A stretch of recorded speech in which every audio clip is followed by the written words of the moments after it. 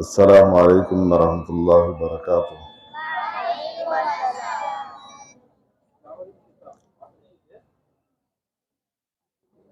الحمد للہ رب العالمین،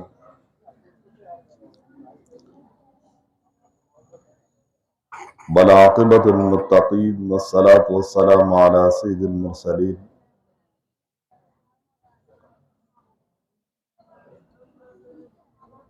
اما بعد فاعوذ باللہ من الشیطان الرجیم۔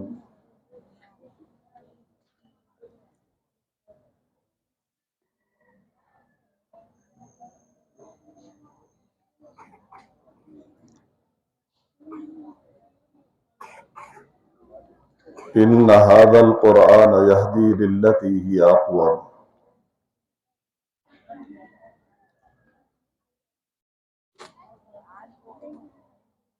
ماشاءاللہ آج کا یہ پروگرام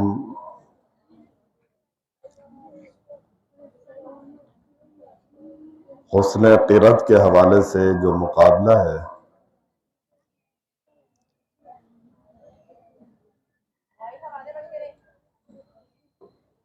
بہت زبردست پروگرام ہے اور بہت ہی زبردست ایک میسج دیا جا رہا ہے۔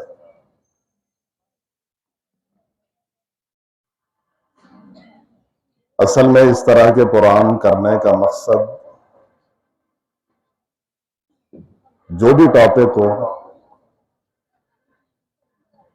اس حوالے سے آپ کو آگاہ کرنا، نالج دینا، معلومات دینا اور آپ کی ذمہ داری بتانا،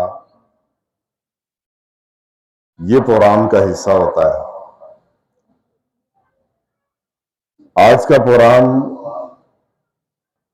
قرآن کے ٹاپک پر ہے، جس میں یہ پیغام اور میسج دینا ہے کہ بحیثیت مسلمان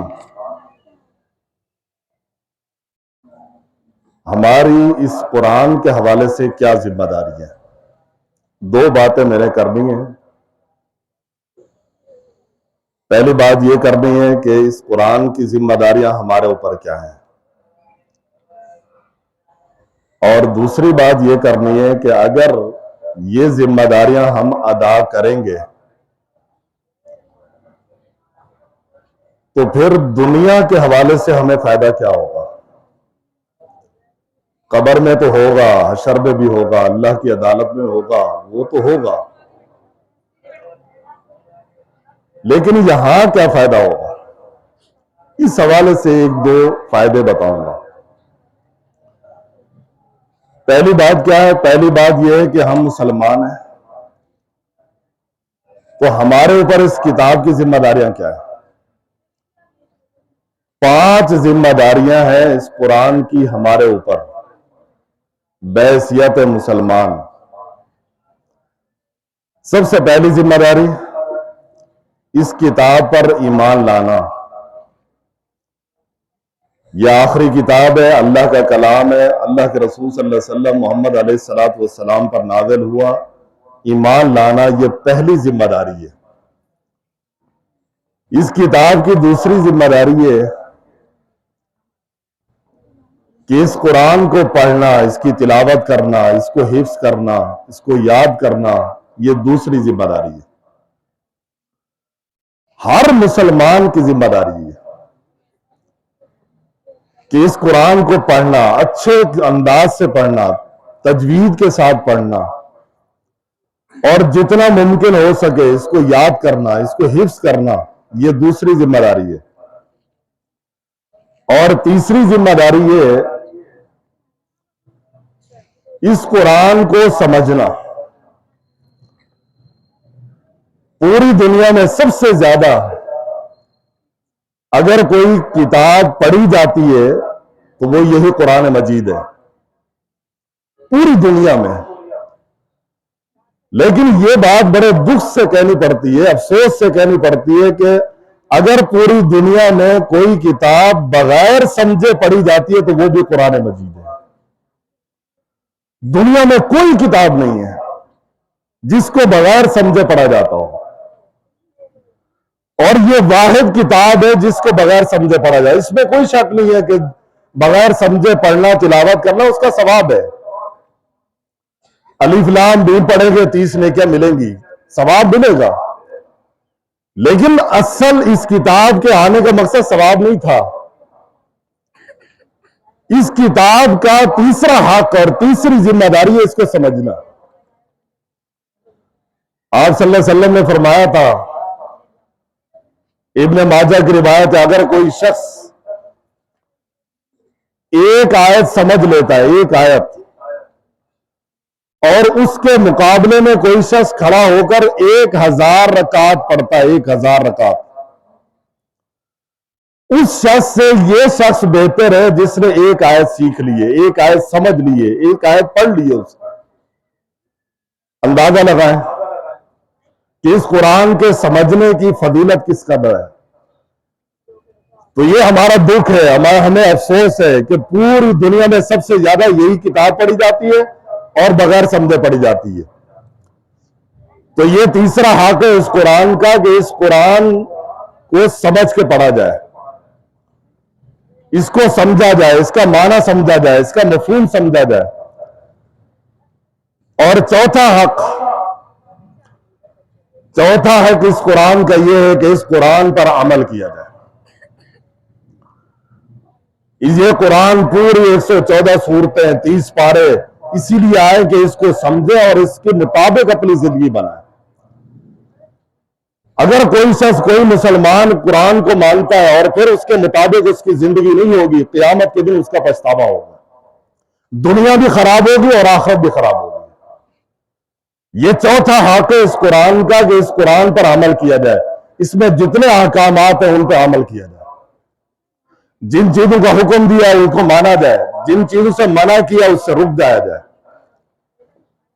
تو بحیثیت مسلمان ہماری یہ ذمہ داری ہے. اور پانچویں ذمہ داری یہ ہے اس قرآن کی، اگر کوئی شخص سیکھتا ہے، پڑھتا ہے، اس کو سمجھ میں آتا ہے، اسی بات کو، اسی قرآن کی آیت کو آگے پہنچایا جائے.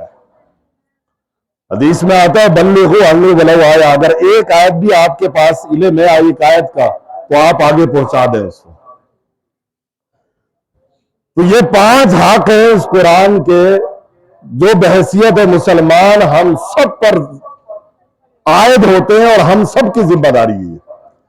اور انشاءاللہ اگر جس نے یہ 5 حقوق ادا کیے اس کی دنیا بھی اچھی ہوگی، انشاءاللہ اس کی آخرت بھی اچھی ہوگی.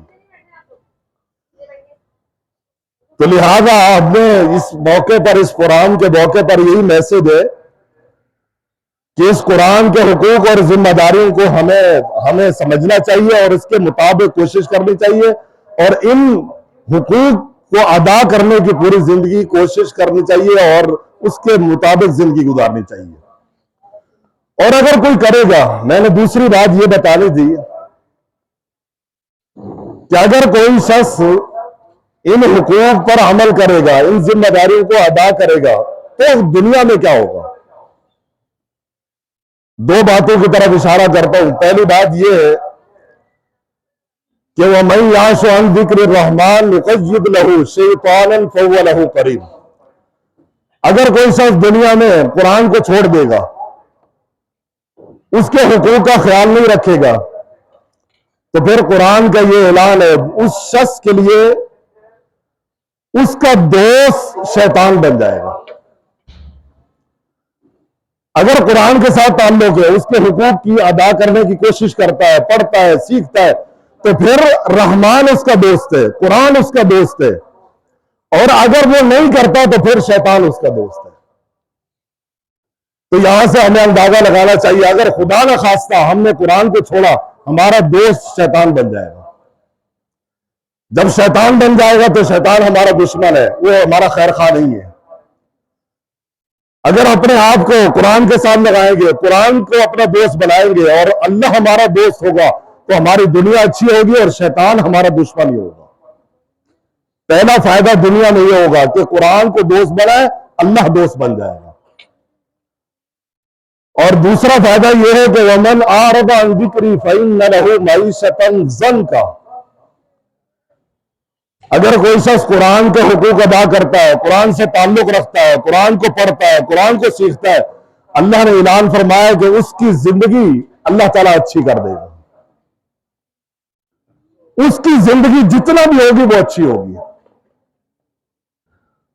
اور اس کے مقابلے میں بھی کہا اگر کوئی شخص چھوڑ دے گا, نہیں پڑھے گا, نہیں سیکھے گا, عمل نہیں کرے گا, حقوق کا خیال نہیں کرے گا, تو اللہ تعالیٰ اس کی زندگی کو تنگ کر دے گا,